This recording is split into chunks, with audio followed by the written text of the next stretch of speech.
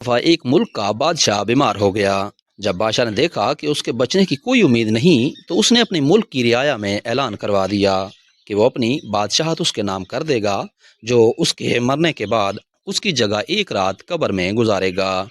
سب لوگ بہت خوف زدہ ہوئے اور کوئی بھی یہ کام کرنے کو تیار نہ تھا۔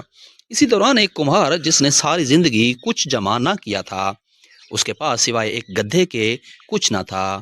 اس نے سوچا کہ اگر وہ ایسا کر لے تو وہ بادشاہ بن سکتا ہے، اور حساب کتاب میں کیا جواب دینا پڑے گا؟ اس کے پاس تھا ہی کیا، ایک گدھا اور بس۔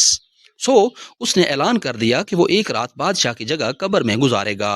بادشاہ کے مرنے کے بعد لوگوں نے بادشاہ کی قبر تیار کی اور وعدے کے مطابق کمہار خوشی خوشی اس میں جا کر لیٹ گیا اور لوگوں نے قبر کو بند کر دیا۔ کچھ وقت گزرنے کے بعد فرشتے آئے اور اس کو کہا کہ اٹھو اور اپنا حساب دو۔ اس نے کہا، بھائی، حساب کس چیز کا؟ میرے پاس تو ساری زندگی تھا ہی کچھ نہیں سوائے ایک گدھے کے۔ فرشتے اس کا جواب سن کر جانے لگے، لیکن پھر ایک دم رکے اور بولے، ذرا اس کا نامہ اعمال کھول کر دیکھیں، اس میں کیا ہے؟ بس پھر کیا تھا؟ سب سے پہلے انہوں نے پوچھا کہ ہاں بھائی، فلاں فلاں دن تم نے گدھے کو ایک وقت بھوکا رکھا تھا۔ اس نے جواب دیا، ہاں۔ فوری طور پر حکم ہوا کہ اس کو 100 درے مارے جائیں۔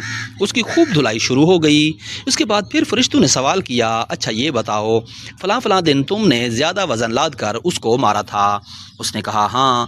پھر حکم ہوا کہ اس کو 200 درے مارے جائیں۔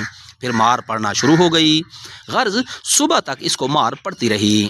صبح سب لوگ اکٹھے ہوئے اور قبر کشائی کی تاکہ اپنے نئے بادشاہ کا استقبال کر سکیں۔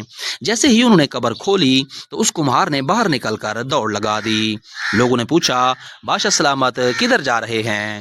تو اس نے جواب دیا، او بھائی، پوری رات میں گدھے کا حساب نہیں دے سکا تو پوری رعایا اور مملکت کا حساب کون دیتا رہے گا؟